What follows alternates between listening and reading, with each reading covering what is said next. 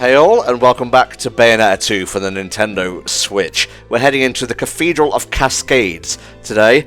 Just what is the Cathedral of Cascades when it's at home, Rich? It is a Cathedral of Cascades. Listen here, you cheeky blighter, you. Basically just means we're going to be seeing a lot of water.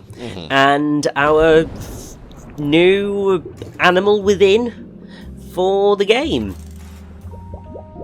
Oof! Little bit risque. Game showing us a full-on snog there. Dirty. Bayo's like, there's much worse than that happening across this series, Richie. You don't need to be silly. It's true. But yes, we now have the ability to use Snake Within, which allows us to swim beautifully and gracefully underwater. Would have been funny if it just turned to Engard from the Donkey Kong Country series. Yeah, that would have been funny, but maybe not necessarily in keeping with Bayonetta's approach to which animals she turns into. Now why did you have to go and do that, little one? I think he's dead. And I'm sure some people would be very happy if he were. Wake up. Damn it. Wake up! Enough jokes. Wake up! Is he fucking with us? Yes, he's fucking with us. Oh, Loki, you prankster. I know, and as you can see, Mama Bayo is not having any of that shit. Come now, love. You can't let kids' jokes make you that mad. And what about you? Do you really think it's safe to play dead with someone who can make you dead? Men like to gamble, love. Risking everything for nothing. Seems about right. Oh, what a philosophical clash of ideals. Just like that. Sounds like my kind of guy. Maybe a bit of a pervert, though. I love that knowing look there. It's like, yep, that's Luka. Gambler and pervert, all in one. I think I've seen him looking at Bayo's tits before. Let's go. We're almost to the cathedral. Well, I mean, we were almost to the mountain as well, so almost is relative. We got so far, we got knocked down. Now begins our climb up again. Get ready to get knocked down again. I mean, it's very much I get knocked down and I get up again, you ain't ever going to keep me down. We're nowhere near the World Cup, you can shut up now.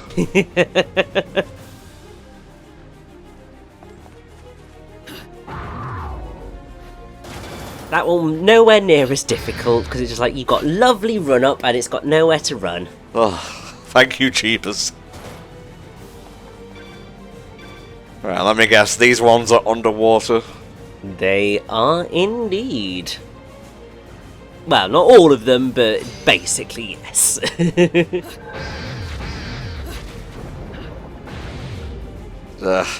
Getting flashbacks to a couple of things. The eel from Twilight Princess and the eel from Shadow of the Colossus. Basically just eels. Fair, although obviously it's a snake. I mean, I'm sure some people have had it with these mother effing snakes in this mother effing water, but it doesn't quite have the same ring to it, does it? You're very memey in this part for some reason. I have no idea.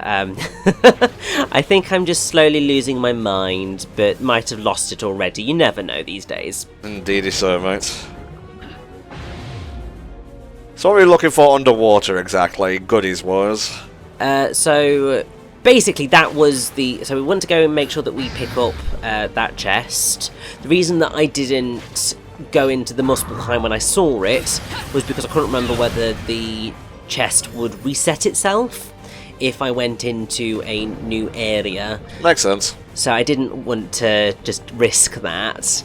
And then the other thing is I think that may or may not be verse 2. So I wanted to make sure that I picked up whatever else I needed to pick up before I went into it.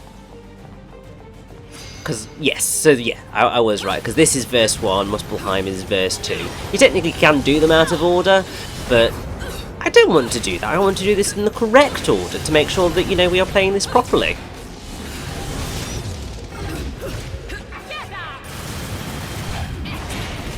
So they are going to throw a lot of fidelities at you underwater. They are a common underwater enemy type. They seem more like squids than anything, so I'm surprised they didn't appear underwater first. Yeah, I do slightly wonder that as well. But then also I'm slightly grateful that they didn't, because it gives you time to, I suppose, get used to their fast movements outside of the water first before you have to deal with them in the water. It's kind of like in Kingdom Hearts 1, like in Monstro, you see those like puppet skeleton things that are really thematically appropriate for Halloween Town, but they appear in Monstro first. Yeah. It's a bit odd, that's all I'm saying, you know, I don't really have any kind of salient point here.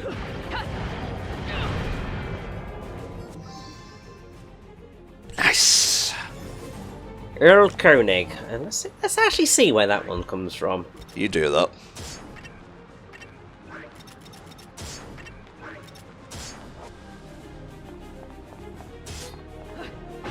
Earl Koenig is by Johann Wolfgang von Goethe. So, well, that's the poem that is based on. The actual music's by Franz Schubert. Aha. Depicts the death of a child assailed by a supernatural being, the Earl King, a king of the fairies. Lovely. Fae folk just have no chill whatsoever. They really don't. It's just like either they want to really lovelily help people, or they want you to be murdered in the worst possible ways. There is no middle ground with fairies. Don't let him in when you see him at the window, that's all I'm saying. Very, very true.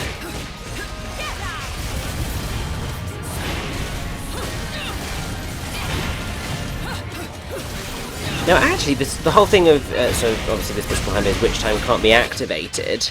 This is one of the reasons why the hardest difficulty of Bayonetta 2 is easier in many ways than the hardest difficulty of Bayonetta 1, because in Bayonetta 1, non-stop infinite climax difficulty removes witch time entirely. Ah. You don't get witch time in that mode, whereas you do this time around. It was one of the ways of making sure that you actually, had the mastery of the game. Basically, it was just like you've got to build up to being able to just do this without what effectively does become a crutch. It does, yeah. So you had to be completely on the ball to do the harder difficulties in Bayonetta 1, whereas you don't need to be quite so masterful to do it in Bayo 2. I'm sensing goodies. Hidden verse!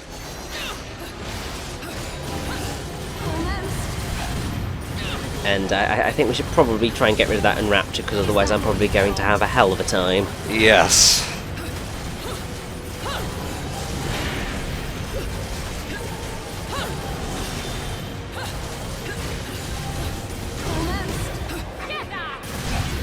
But I will say, I do really love the torture attack for the fidelities.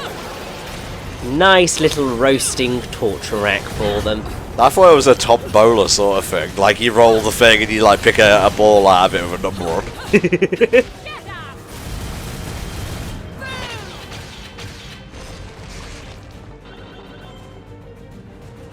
Ooh. Yeah, Broken Moon Pearl. Hey. Oh, lots of lovely orbs in it. I know, it's just so needed. The swimming controls are not bad in Bayonetta 2. I'm probably not making them look as smooth as they actually are. Okay. They're not perfect, but they get the job done. Well, we all know Richie hates making games look good. He puts zero effort into everything he does. Yeah. No, that's only when the pure laziness kicks in. It's okay, I've gone from doing no-hit runs in like Sonic games to making Flame record them all, so I'm not one to talk.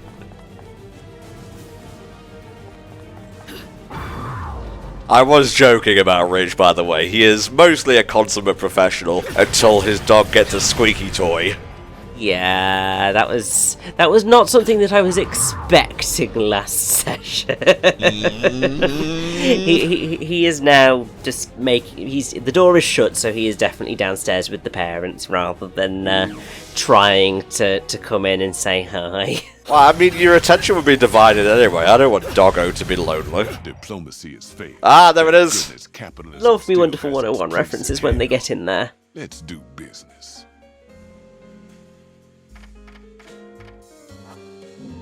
Really? That's it? Yeah, I think I was just going, let's see how many halos I've got. Oh, not enough to get what I want. Alright, ta-ra! Sweet fuck all.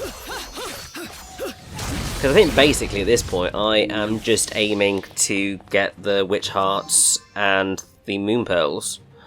I've bought everything else that I need, so... I definitely remember this room, and it's actually the start of something quite interesting, enemy-wise, if I recall correctly. It is indeed. I mean, the game's been out for bloody years at this point. Not really a spoiler, but it is the first actual instance in the main story of an enemy that isn't an angel. We've been fighting the forces of heaven. What if we flipped that and started fighting the forces of hell instead? It'd be quite shocking, wouldn't it?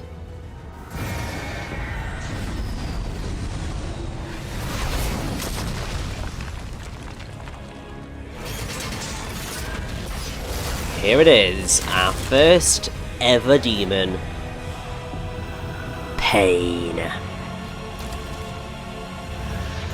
An infernal?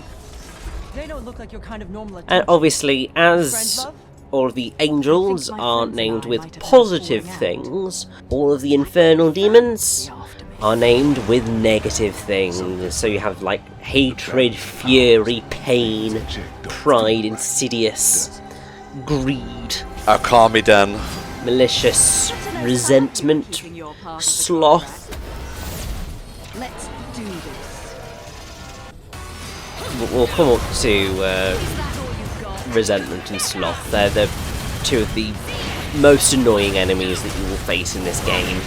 Very cool machine-like designs for the demons. I wonder what the thought process was, though.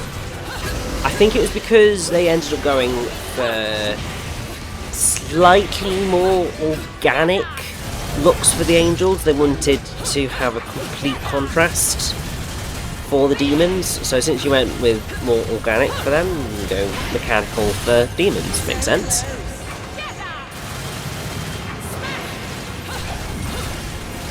Now, we fought angels and demons. I assume Tom Hanks is the next villain. Not quite. I was going to say something serious, but that terrible attempt at the joke just popped into my head. Yeah, chop him up. Ring in Diomedes to do the Sundena. Sundena is just the name of an evil spirit. It's nothing particularly spectacular. Very cool. Oh, pure platinum, baby! Completely bossed that fight. You sure did, mate. Yeah, I'll just be taking these, why not? Oh, I keep forgetting they kind of like downsize. I mean, you kind of have to, otherwise you won't get through many doors. And it's very true. The point I was trying to get to was, we fought angels and demons. In 3, do you think we'll be fighting something different than that? Because I couldn't really place whether it was an angel or a demon Bayonetta was fighting in the trailer. Yes, I mean, that is the question. Because considering where this game is going to take us, we don't necessarily have anywhere to go in terms of the mythology that this game has created outside of completely destroying the ruler of hell.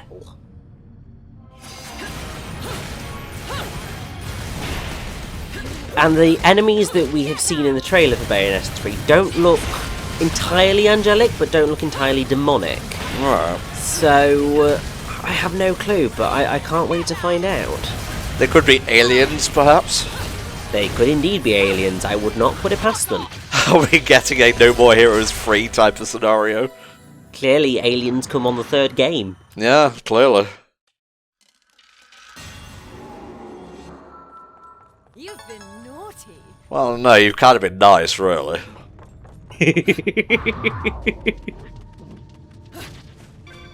Alright, so we fought our first demon. We got a pure platinum or two.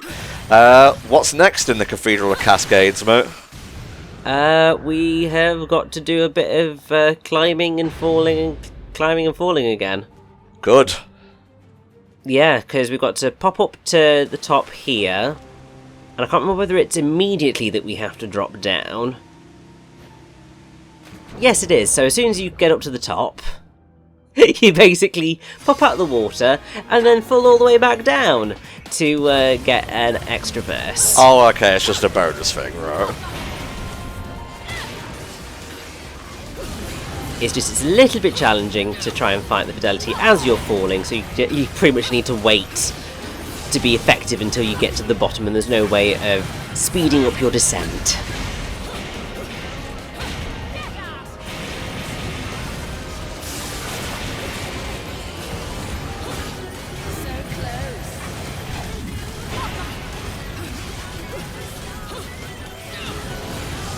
So I was just kind of vibing to Tomorrow Is Mine then. I mean, that's basically what I do every time I get into a fight. I'm just like, oh yeah! You don't know what hit you when you spin around with you in my dustbin. Bang bang, down down. Is that the actual line in the dustbin? Yeah. Alright, I guess. It's one of those things I'm just like, that lyric is stupid, but it's iconic and I love it. Also, the lyrics aren't entirely legible during combat, so I guess it doesn't matter. Very much so. Audible would probably be the better word, but legible just sounds funnier in this context. It's definitely more comprehensible than Mysterious Destiny was in the original Bayonetta.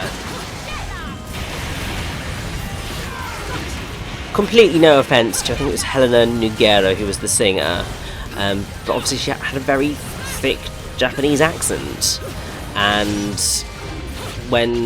sometimes when Japanese people are singing English lyrics, they can become a little bit difficult to understand. I know where you're going with this, and that particular website is stupid, and that's all I need to say.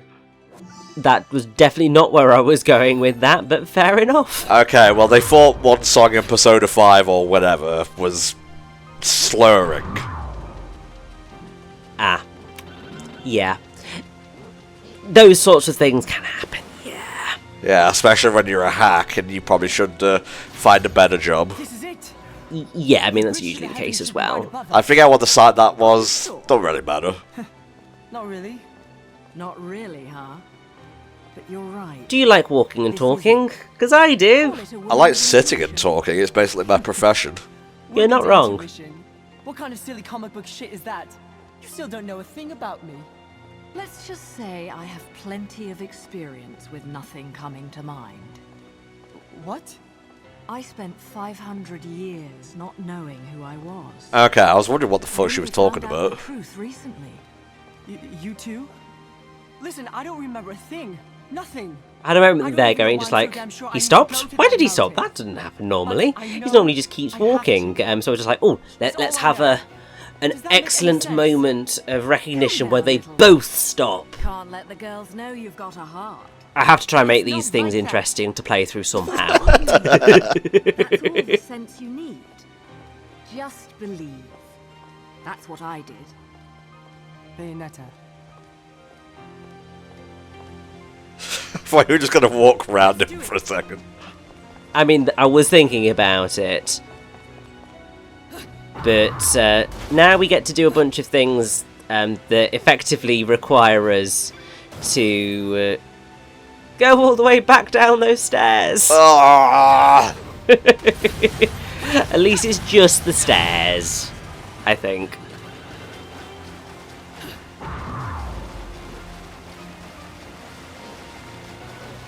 Because, yeah, as soon as you hit the bottom of the stairs, you enter that talkie segment, so you can't get that chest. Hate it. It's bad in Kingdom Hearts though because they put the chests in the background of cutscenes.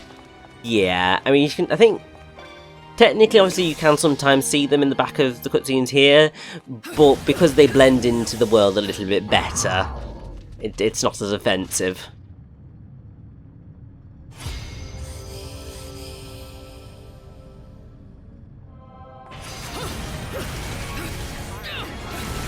Yeah, who likes a good 30-second battle? Me, actually.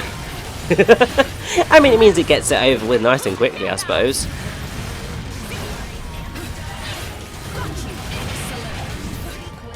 I think I might end up taking this really quite close down to the wire. I don't think you'd leave a failed taken, mate, so possibly. Jesus Christ, Richie. I mean, I think ultimately it can go down to the wire and still give you a reasonable outcome. Please let it say that it does. Oh no, my time was awful. Yeah, pretty bad. You can do a lot better than that, but hey, I still got my gold, I still got my witch heart. It's all that matters. Second bar, baby! Loki was like, where the fuck did she go? Come on, love. We've got a mountain to get to, and Bayonetta's just like, yes, I know, but... Just popping down Woolworth's, getting a sled. Lord knows I'm gonna need it.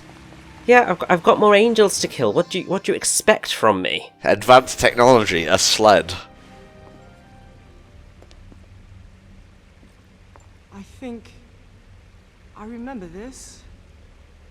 Huh? I mean, as long as you can do something with it, Loki, that'll do me, because otherwise we're a bit stuck.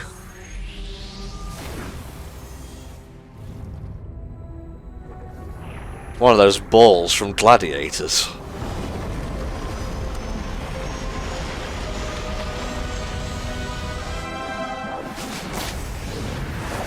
Luka, you really have got to stop snooping, my dude. Yeah, it's gonna get you killed one day, Luka. You again? Oh, hey, mouthy brat kid. So, I see you're acquainted. Yeah, he's a bastard and I hate him. Yeah. So you guys ready for a bit of a lore dump? Why not? That's what Luke is here for. I got my Coke, which the drink, not the drug, obviously. Although, so lay it on me. So yes, just as he did in the original Bayonetta, I think it was around. I think it was the start of chapter 13, or no, it was chapter 12, because it was just after the boss fight with the Aesir, which was chapter 11. So just before we got onto the plane, he did his grand speech about the history of the Umbra Witches and the Lumen Sages. This time around, his grand speech comes here, and he's going to talk us through the legend of Aesir. Very cool. This might have something to do with you, Bayonetta. You don't say. The legend of Aesir. A legend from the dawn of time. So yes, just make sure you pay attention to this, because you know there'll be a quiz later. But it says no right there. The trinity of realities to be split into three realms: light, darkness, and chaos. Obviously, our world was the one born from chaos. How can you say that? We could be the light world, looks outside. Never mind. Most of all, ours. And the one that ruled the chaos became known as Aesir. Aesir spent the first eternity quietly looking upon the earth from his holy mountain. Kinda boring. Yeah, it's just one of those bits. It's just going right. Okay, get on with it, mate. You're wasting my time here. But the Aesir, in Norse mythology, are the gods of the principal pantheon. So Odin, Frigg, Hother, Thor, Balder are all members of the Aesir. And then you have the Vanir, etc. Yes, I know this. So that they basically took a collection of gods and made them into one for Bayonetta 2. Fair enough. By dividing the power of the eyes of Aesir, Humans gained free Jubileus, the will, they creator, can now choose. was not actually God. With control of the eyes of the I think the world, universe would be in a lot the worse opposites state if of that was destiny. true. Humans could You're not choose their own wrong. paths. They awoke to their own identities. Man is but a reed, the most feeble thing in nature, but now we were thinking reeds. And we took our first big step towards grand prosperity. Clothes came first, The then inheritors of the DVDs, Ice and Age then the rest of have been civilization. granted the power of creation. The eyes. Although I have to say that the comparison to That's right. reeds The as being a eyes of the feeble world. thing, Controlled by makes me a sort of living think, sage and is that the unknown right comparison to say that reeds being feeble? Because, I mean, I'm mostly thinking of The influence Mulan of 2 light, of all the one things, controlled by the and sages. the whole thing of the fact of you This flow world forever, flow against death the wind final rather say. than being firm and getting broken. That's what I think of when I think of reeds. Very Do iconic the natural freeze disasters frame of a that are scene occurring back right there. now have something to do with Yes, loss the of iconic right eye? "Don't fuck with a What will happen to witch." our planet? Been trying so hard to get VG Advisor to acknowledge that one. And the truth will always I think he did actually. I'd have to scroll back, but I don't know. Maybe I'm just like wanting it, and thus I am imagining it into reality. Thimbleventer. I mean, stranger things have happened. People have manifested things into reality. I mean, like, I'm pretty sure that the guy who plays Shang-Chi The marvelous. basically tweeted at Marvel, like, so when are you going to give me the job then? And then, years later, he got given the role of Shang-Chi. I see. I feel like you're missing a few steps in between, though. Get on. I mean, obviously there was like obviously auditions and all sorts, but he manifested it into reality, and I'm basically sure that the similar has happened with Ariana Grande being Glinda in the Wicked movie when that eventually comes out. Oh, that's pretty good casting, I think. Yeah, I am very intrigued to see how that goes. I want it to be good. I pray it is good. I have faith because John M. Chu directed In the Heights, and that was fantastic. So, I have hope. And they also cast Cynthia Erivo as Alphabet, and she's got an amazing voice. So, there is hope. We shall see. Never seen Wicked myself, but I love Defying Gravity, so Yeah, it's iconic musical theatre. So, it should be a visual splendiferous feast. Speaking of, actually, I don't usually bring this sort of thing up, but sadly we lost a musical genius recently. Stephen Sondheim passed away, I believe, at 91. Yes. He was the man, the lad, the legend who did such musicals as Into the Woods, which was later adapted by Disney, and we actually covered it for one of the Disney fonts, and also Sweeney Todd, which obviously would later be adapted into a Tim Burton movie, which is actually pretty good in my opinion. It is actually. I watched it the other week and was pleasantly surprised. Also did the lyrics for West Side Story, which is going to be a Spielberg film that is coming out this month. So December 2021, for those of you who are watching in the future, somewhere in the distant future. Okay.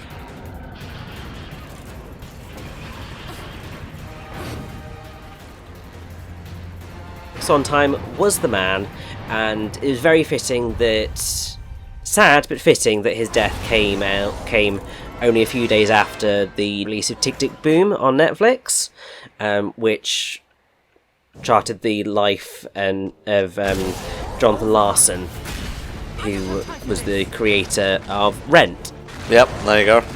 He was mentored by Sondheim, and actually there is a voicemail in Tick Tick Boom which was actual Sondheim, and also there's an entire song which is an homage to Sunday from Sunday in the Park with George, which the folks of Broadway joined together to sing in his honour the other night, which was just lovely.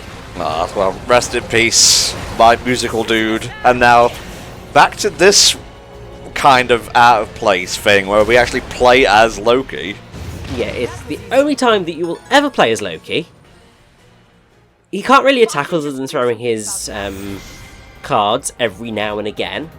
So it's a bit weird, but we take it. Just make sure you dodge and throw it, and you'll probably be fine. Hello there.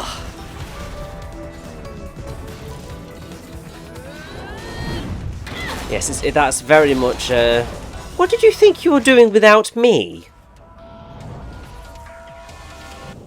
Right, we've got 2 large lads to deal with, and I think that will seal the deal on the Cathedral of Cascades. It will indeed. We have reached the top of the cathedral, and I think that is good progress, if you ask me. Yeah, just can't wait for the next time we get shoved back down. Basically, give us a chapter. We'll be there. Speaking of the next chapter, by the way, that one will be also kind of short, but that one's like just about 14 minutes, so that one will go up on its own. I'm just not interested in putting up 10-minute videos anymore. I have so much freedom to do otherwise. Think back to the days where you had to do 10-minute videos, and you're just like, oh my god, like parts just were so short, and games just stretched on and on and on. Yeah, not only 10 minutes, under 100 megabytes. Oh gosh, I'm not sure whether when I started it was quite that bad. That must have been when it was your original Tom64 account, wasn't it? It was definitely that. That was when I was doing the KH2 boss battle reviews. Yeah, because I think when I started, which was the same time that HFC as the account started, funnily enough, I don't think they had that limit in place, but it was still 10 minutes. God, you look at how far YouTube has come in that sense, and you're just like, Jesus Christ, this is so much better. In some ways, yes. In a lot of ways, no. But I'm still grateful for a platform to be able to, you know, not only make a sort of living from. Thank you all for your support, by the way. But just enjoy video games.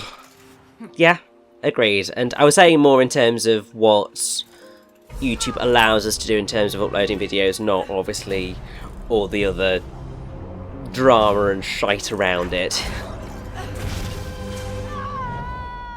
God, not again!